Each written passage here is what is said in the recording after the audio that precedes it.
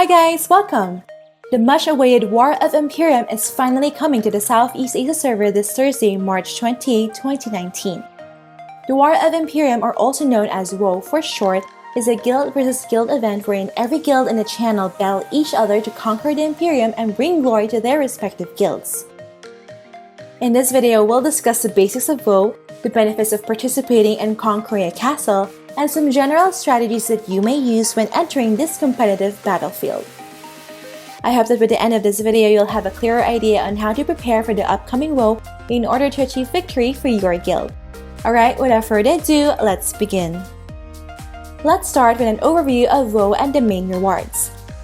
The War of Emperium event begins at 9 PM GMT+7 and lasts for an hour every Thursday and Sunday night. The goal is to successfully conquer only one castle, or also known as an Ajit. Every channel will have 10 castles, and each one contains a certain god artifact fragment. This is a material needed to craft god weapons. Each castle will provide a different artifact fragment, so make sure to conquer only the castle where you need a specific god weapon. These are the locations of the 10 castles and the corresponding god weapon you'll find. Frontera 1, Sword. Frontera 2, Kotar. Frontera 3, Spear. Geffen 1, Staff Attack. Geffen 2, Staff Defense. Geffen 3, Mace. Payan 1, Bow. Pine 2, Knuckles. Aldo 1, Axe. And Aldo 2, Dagger. It will take a few months or several WoE battles before you can collect all the artifact fragments needed to craft a god weapon, so it's very important that you can keep and defend the castle of your choice in every WoE event. I will explain the rules in crafting god weapons in another video, so make sure to subscribe and stay tuned for that. Aside from the god weapons, another huge advantage of participating in WoE and by getting a castle is the ability to earn chipsets. Chipsets are kind of like guild prayers wherein you get permanent boosts in stats. However, the amount you'll get is very limited and you can't reset it, so you need to decide from the beginning which stat you'll pump up based on your designated guild role.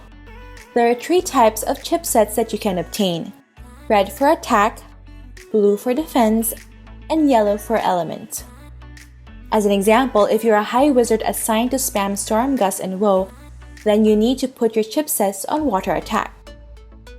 If you are an ADL sniper designated to kill everything on sight, then allocate your chipsets on critical damage. Now that we have an overview, let's dive into the specific mechanics for WoE. In the first WoE happening on Thursday, there's still no guild occupying the castle, so everyone will be on the offense. Your guild's goal is to clear the monsters inside the 3 floors of the castle and to break the Emperium in the 3rd room. There will be 2 to 3 MVPs guarding the Emperium room, and the guild who will successfully last hit the Emperium will be the rightful owner of the castle. Take note that only normal attacks can damage the Emperium, and it can be protected by safety wall and healed by Sanctuary. However, in the succeeding WoEs, each castle will already have an owner. The goal of the occupants of the castle is to defend the Emperium from incoming enemies so that they can still occupy the castle. If the Emperium has not been damaged in the first 15 minutes of the WoE, then your guild will be rewarded with perfect defense, which means that you won't need to defend your castle for the entire hour. Each guild can only own 1 castle, and the castle flag will display the guild emblem and guild information. If you already own a castle and manage to break the Emperium of another castle, then your first castle will be unoccupied, which will be similar to a free castle with monsters and MVPs inside. In WoE, every player will have ×4 of their current HP, which is similar to that in PvP. Using HP recovery items such as Honey and Yggdrasil Berry will grant lower HP regen, as the amount is calculated based on your HP in a normal map. However, items from the Black Cat Cafe found in the Guild Hall will recover HP based on your WoE HP pool. That's why leveling up your guild's Black Cat Cafe is a priority for WoW. If your character gets killed, you can be resurrected by your priest using blue gemstones or any guildmate using Yggdrasil Leaf after a cooldown period. If you die twice in less than a 15-second interval, your revive cooldown will be 5 seconds. But if you didn't die within a 30-second interval, your revive cooldown will be reset to 0. Do take note that it is possible for an enemy to manually expel you from the castle, sending you back to your save point. Slaying an enemy will grant 20 honor proof, and an assist will grant 10 honor proof. If you're on premium, you'll gain a 10% bonus honor proof. However, you may only obtain a maximum of 1,200 honor proof in each WoW event. Other additional rules and info you need to take note of are as follows. Flywings and transformation scrolls cannot be used inside the castle. Warp and teleport are banned in WoW, but High Priest can use two-way teleport and Stalkers can use Intimidate to kidnap targets.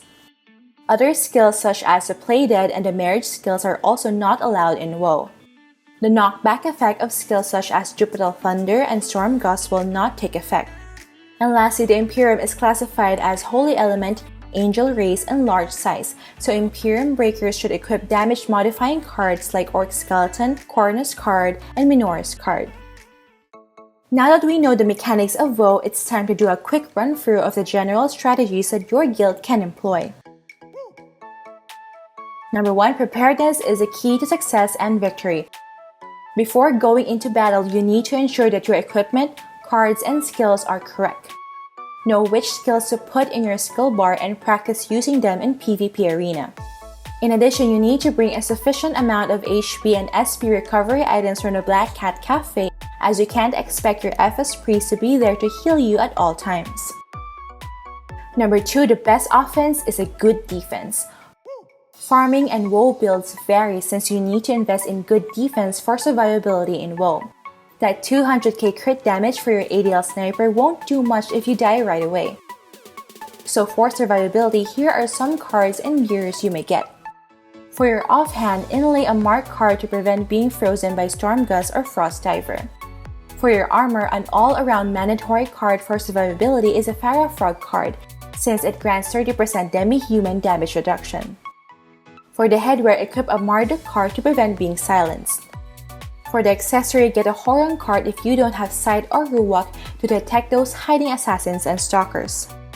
And lastly, focus on enchants that give more than 5% HP and Tenacity 4th enchant which gives damage reduction. Lastly, teamwork makes the dream work. Teamwork and proper communication is very important to know your role and to be able to work together towards a common vision. Ask if you have questions, help as much as you can, and be open to feedback. It is also good to use voice chat apps to communicate more effectively, as typing will be hard once you're in the heat of the battle. Everyone's effort should flow in a single direction. Lastly, let's take a look at the specific roles for each class in WoW. For High Priest, you need to focus on you and your team's survivability. Use your skills to recover HP, buff the stats of allies, give debuffs to enemies, and resurrect dead team members. For Paladins, you need to be in the front liner of the battle, as you can survive the damage from enemies with your tanky build. Use Devotion to protect your DPS such as High Wizards and Snipers. In addition, use Taunt for the MVPs in the first WoW event to lure them towards the enemies. For High Wizards, they are crucial as they can spam AoE skills such as Storm Gust, Meteor Storm, and Lord of Vermilion to kill off squishy enemies, and Marsh Pond to slow them down. It is very important to have variations in the elements of skills so that the enemies will find it difficult to use elemental resistance. For creators, they have several roles in WoW. First is to put health plant at the entrance and in narrow pathways to slow down enemies. Second is to buff allies with full chemical protection. And last is to spam Improve Acid Demonstration, which can instantly kill off enemies. For ranged DPS such as snipers and bow stalkers, once inside, attack the enemies using normal attacks and fire arrow shower to burn the HP of the enemies. Another effective strategy is to equip cards that inflict abnormal status, such as a Mandragora Seed card which inflicts the Fear State, and the Skeleton card which inflicts Stun. If defending, snipers may place traps such as ankle snare and frost trap on narrow pathways to slow down enemies.